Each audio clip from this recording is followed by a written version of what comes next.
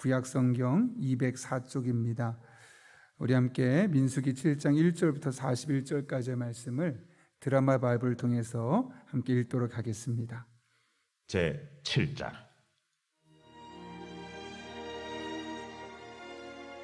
모세가 장막 세우기를 끝내고 그것에 기름을 발라 거룩히 구별하고 또 그 모든 기구와 제단과 그 모든 기물에 기름을 발라 거룩히 구별한 날에 이스라엘 지휘관들 곧 그들의 조상의 가문의 우두머리들이요 그 지파의 지휘관으로서 그 계수함을 받은 자의 감독된 자들이 헌물을 드렸으니 그들이 여호와께 드린 헌물은 덮개 있는 수레 6대와 소 12마리이니 지휘관 2사람의 수레가 하나씩이요 지휘관 1사람의 소가 1마리씩이라. 그것들을 장막 앞에 드린지라. 여호와께서 모세에게 말씀하여 이르시되 그것을 그들에게서 받아 레위인에게 주어 각기 직임대로 회막 봉사에 쓰게 할지니라.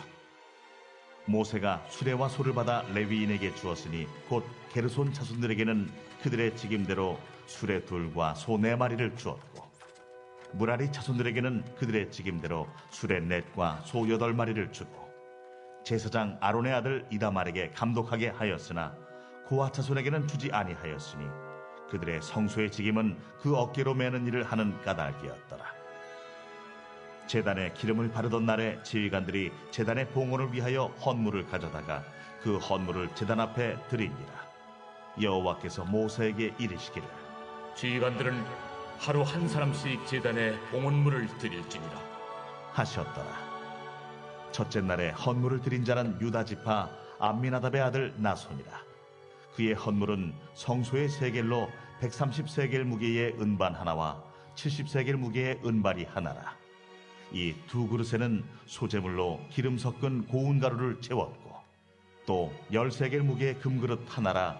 그것에는 향을 채웠고 또 번제물로 수송아지 1마리와 수양 1마리와 1년 된 어린 수양 1마리이며 속죄제물로 수염소 1마리이며 화목제물로 소 2마리와 수양 5마리와 수염소 5마리와 1년 된 어린 수양 5마리라. 이는 암미나답의 아들 나손의 헌물이었더라. 둘째 날에는 이사갈의 지휘관 수알의 아들 느다넬이 헌물을 드렸으니 그가 드린 헌물도 성소의 세겔로 130세겔 무게의 은반 하나와 70세겔 무게의 은발이 하나라. 이 2그릇에는 소재물로 기름 섞은 고운 가루를 채웠고 또 10세겔 무게의 금그릇 하나라. 그것에는 향을 채웠고 또 번제물로 수송아지 1마리와 수양 1마리와 1년 된 어린 수양 1마리이며 속죄 제물로 수염소 1마리이며 화목제물로 소 2마리와 수양 5마리와 수염소 5마리와 1년 된 어린 수양 5마리라. 이는 수알의 아들 느다넬의 헌물이었더라. 셋째 날에는 스불론 자손의 지휘관 헬론의 아들 엘리압이 헌물을 드렸으니 그의 헌물도 성소의 세겔로 130세겔 무게의 은반 하나와 70세겔 무게의 은발이 하나라. 이 2그릇에는 소재물로 기름 섞은 고운 가루를 채웠고 또 10세겔 무게의 금그릇 하나라. 이것에는 향을 채웠고 또 번제물로 수송아지 1마리와 수양 1마리와 1년 된 어린 수양 1마리이며 속죄제물로 수염소 1마리이며 화목제물로 소 2마리와 수양 5마리와 수염소 5마리와 1년 된 어린 수양 5마리라. 이는 헬론의 아들 엘리압의 헌물이었더라. 넷째 날에는 루벤 자손의 지휘관 수데울의 아들 엘리술이 헌물을 드렸으니 그의 헌물도 성소의 세겔로 130세겔 무게의 은쟁반 하나와 70세겔 무게의 은발이 하나라.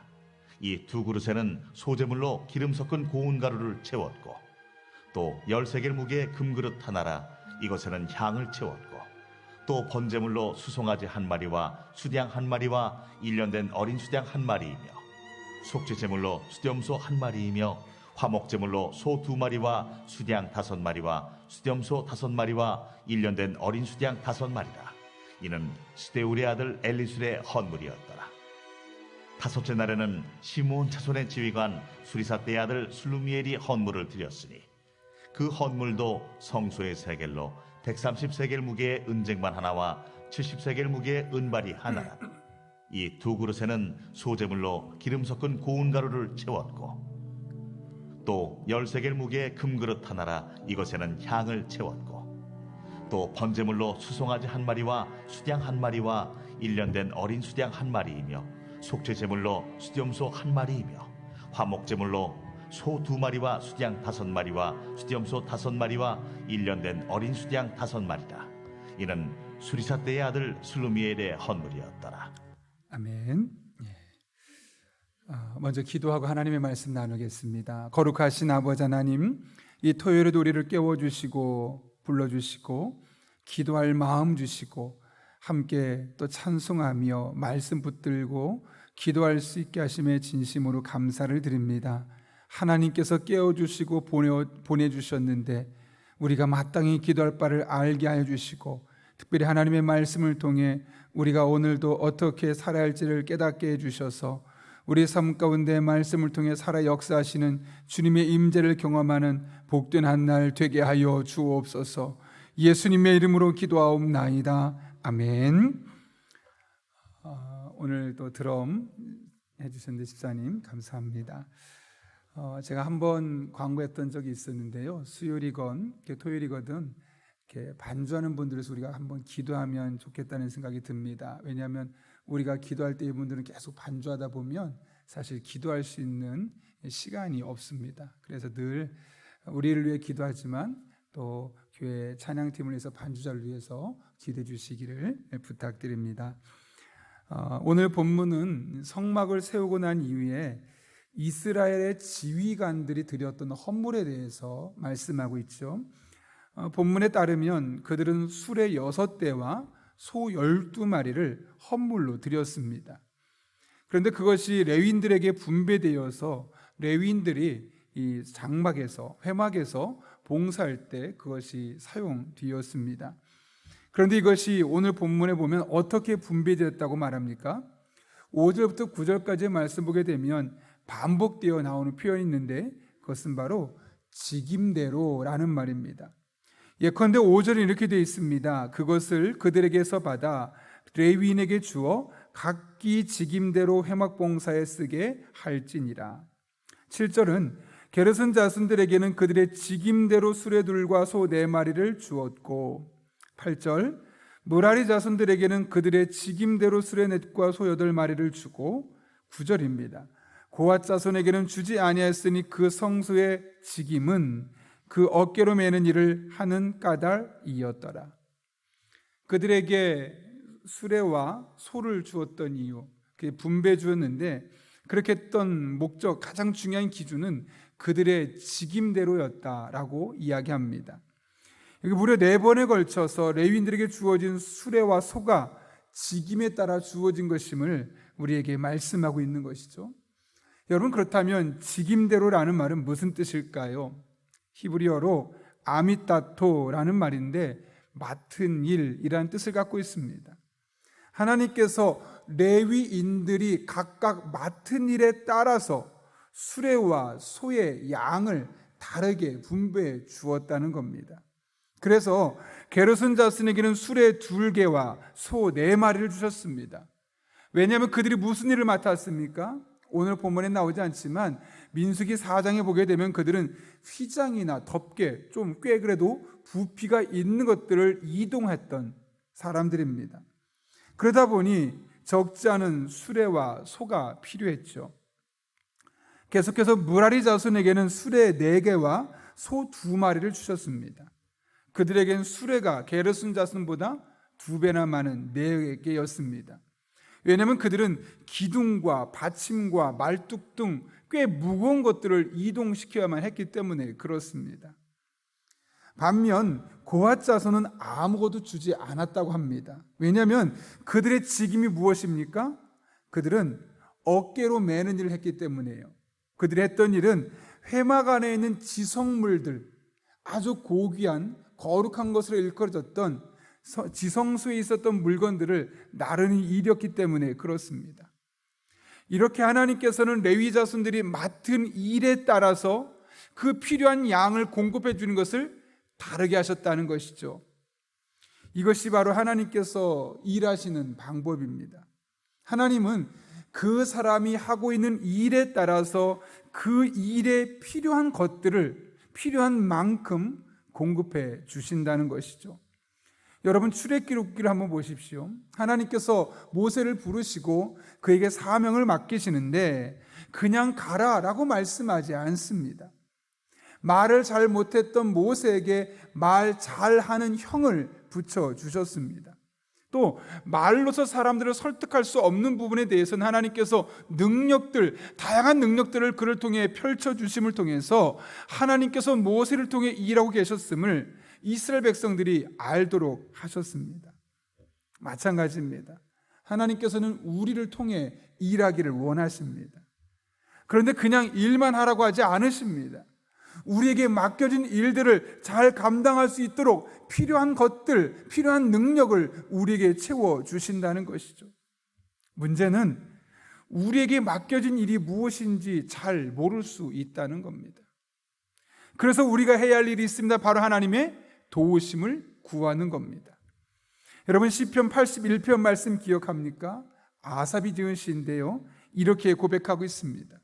나는 너를 애굽 땅에서 인도하여 낸 여호와 내 하나님이니 내 입을 크게 열라 내가 채우리라 하였으나 내 백성이 내 소리를 듣지 아니하며 이스라엘이 나를 원하지 아니하였도다. 하나님께서 이스라엘 백성들에게 원하시는 것이 무엇입니까? 네가 지금 무엇을 해야 될지 잘 모르겠으면 내 앞에 내 입을 크게 열어라. 그러면 내가 그 부족한 부분을 채워주겠다. 그래서 네가 하는 그 일을 잘 감당할 수 있도록 도와주겠다 라고 말씀하셨습니다. 이를 통해 우리는 분명히 우리가 해야 할 일이 무엇인지를 깨닫게 되는 겁니다. 그것은 바로 하나님께 구하는 겁니다. 하나님께서 맡겨주신 일을 잘 감당할 수 있도록 지혜를 구하고 능력을 구하고 만남의 복을 구해야 합니다. 그러면 지금 당장 그것이 없다 할지라도 하나님께서 우리 각각 맡은 직임에 따라 부족한 것들을 반드시 채워주실 것입니다. 이에 대해 사도 바울은 빌립보서 4장 19절에서 이렇게 선언합니다. 나의 하나님이 그리스도 예수 안에서 영광 가운데 그 풍성한 대로 너희 모든 쓸 것을 채우시리라. 하나님께서 어떻게 하신다고 말씀하십니까? 그 풍성한 대로 너희 모든 쓸 것을 채우시리라. 필요한 만큼 우리들에게 채워주시는 하나님이심을 분명하게 천명하고 있는 겁니다. 여러분, 대표적인 예가 솔로몬 아닙니까? 솔로몬을 보십시오. 솔로몬이 왕이 될 때 그가 왕이 되었지만 그 일을 잘 감당할 자신이 없었습니다. 왜냐하면 그가 어릴 때부터 그 다음 왕이 될 것을 준비했던, 우리나라로 따지면 세자가 되어서 잘 준비된 왕이 아니었기 때문에 그렇습니다. 갑작스럽게 형제들의 반역에 안에서 왕으로 셀 수밖에 없었던 왕이 바로 솔로몬입니다. 그렇게 솔로몬이 왕이 되었으니 마음이 얼마나 불안하겠습니까? 내가 오랜 시간 잘 준비되어 있다면 얼마든지 마음껏 경험으로 또 노하우로 해내갈 수 있겠지만 경험이 없는 겁니다. 준비가 되지 않았습니다. 훈련도 받지 않았습니다. 솔로몬의 마음이 비록 왕이라는 높은 직급에서 자기의 일을 시작하게 되었지만 그 마음은 두려움과 떨림이 지배할 수밖에 없었습니다. 그때 그가 하나님께 선택한 것이 무엇입니까? 하나님, 왜 저는 이런 능력이 없습니까? 하나님, 왜 저는 이런 풍전등화의 시기에 갑작스럽게 왕이 되게 하셔서 이 큰 스트레스를 받게 하십니까? 하나님을 원망하거나 자신의 부족한 능력을 놓고 한탄하지 않았습니다. 오히려 그는 하나님께 나아갔습니다. 하나님께 구했습니다. 그랬더니 하나님께서 무엇을 하십니까? 그에게 지혜를 주실 뿐만 아니라 그가 구하지 아니했던 부와 존귀와 영광까지 주셨다고 성경은 분명히 말씀합니다. 그래서 준비됨 없이 왕이 되었고 그 안에 두려움과 떨림이 있었던 솔로몬이었지만 하나님이 왕으로서 그 역할을 감당할 수 있는 지혜를 채워주시니까 왕위를 잘 유지해 나갈 수 있었던 것, 그 왕으로서 나라를 잘 이끌어갈 수 있었음을 성경은 우리에게 증언하고 있지 않습니까? 우리도 마찬가지입니다. 지금 여러분에게 주어진 일이 있는데 그것을 감당하기에 너무나 힘이 듭니까? 너무 벅차서 숨이 막혀옵니까? 여러분의 모습을 보면 너무나 무능해 보이고 초라해 보이고, 그래서 여러분이 하는 일들이 너무나 무의미해 보입니까? 걱정하지 마십시오. 그리고 오히려 그 시간에 하나님 앞에 필요한 것들을 구해 보십시오. 지혜를 구하고, 능력을 구하고, 만남의 복을 구하고, 내가 맡은 일을 감당하기에 부족한 그것들을 하나님 앞에 채워달라고 간구해 보십시오. 하나님께서 반드시 채워주실 것입니다. 빌립보서 말씀처럼 그 풍성한 대로 여러분에게 필요한 것을 공급해 주실 것입니다.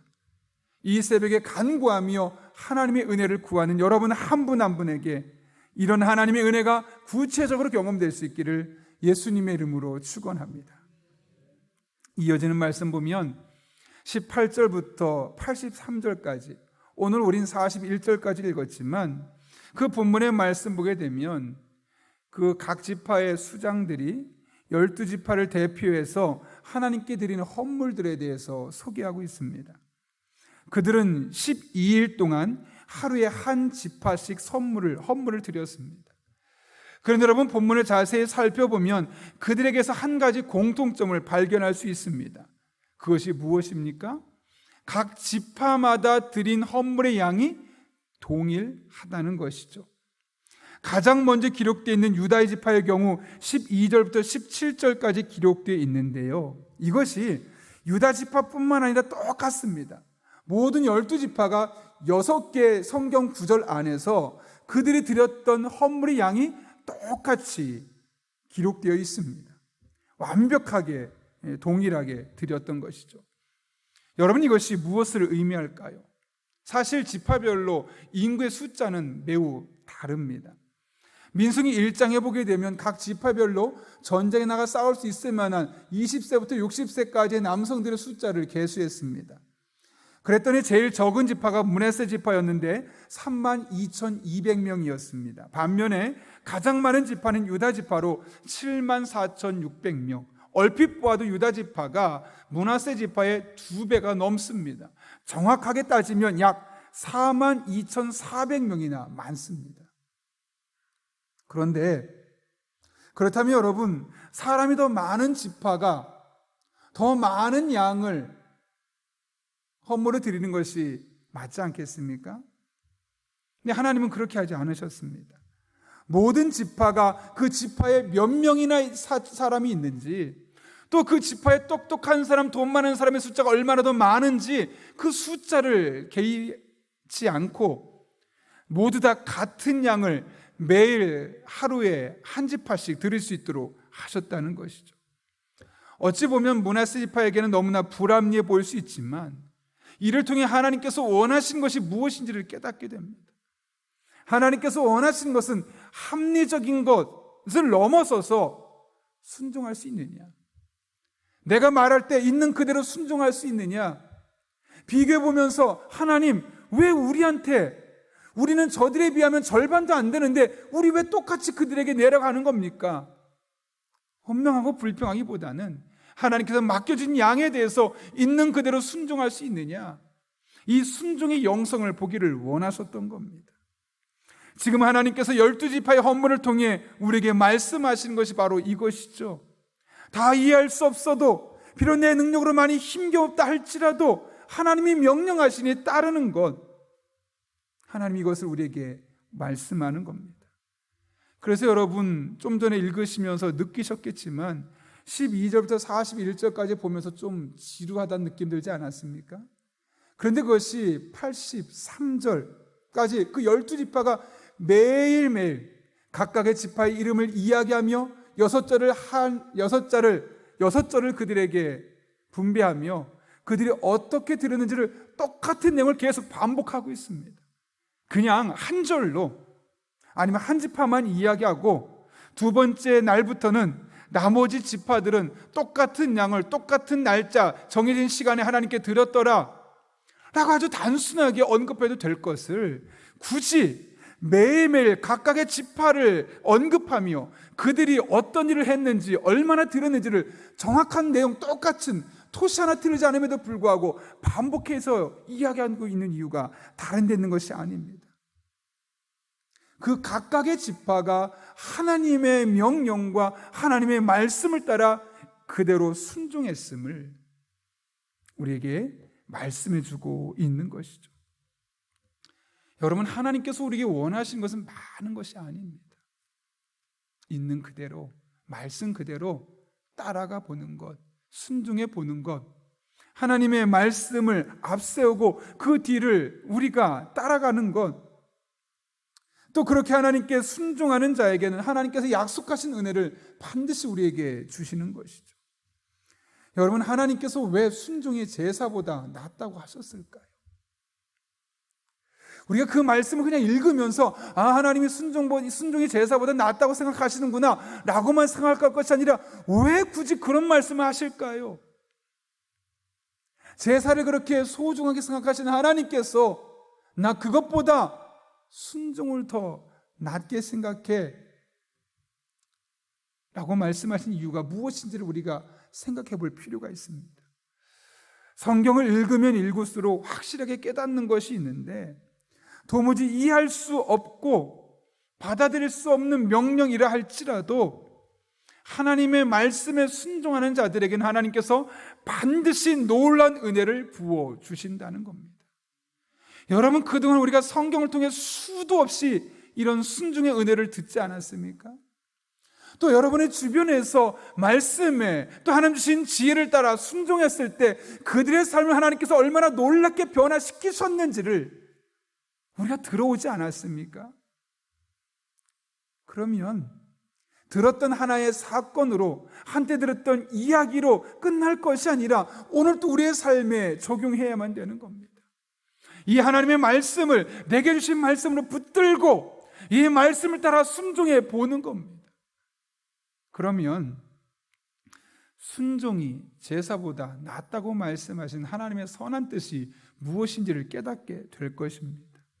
그리고 순종하는 자에게 약속하신 하나님의 은혜가 무엇인지를 우리의 삶을 통해 구체적으로 경험하게 될 것이고, 그것이 우리의 삶에 쌓여진 믿음의 고백들이 될 것이며, 궁극적으로 우리가 하나님 만난 삶의 간증과 믿음의 고백들이 되어지는 겁니다.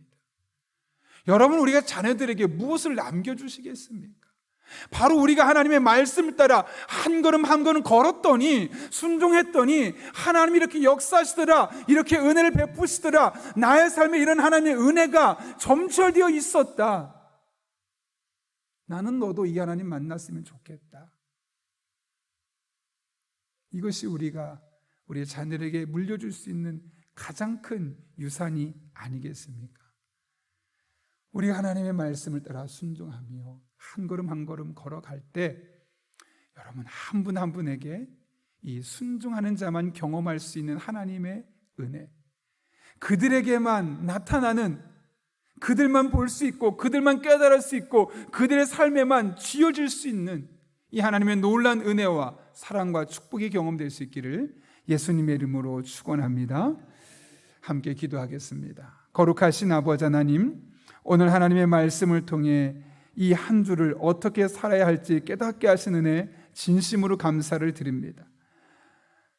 풍성한 대로 우리에게 맡겨진 것에 맞게 모든 쓸 것을 채우신 하나님의 은혜를 간구하는 이 새벽 시간, 우리 성도 한 분 한 분에게 필요한 것을 채워 주옵소서. 가정에 필요한 것, 그 맡은 바 직분을 감당하는 데 필요한 것들 하나님 채워주셔서 하나님께서 우리의 모든 쓸 것을 채워주신 하나님이심을 말씀을 통해 경험하는 복된 시간 되게 하여 주옵소서. 예수님의 이름으로 기도하옵나이다. 아멘.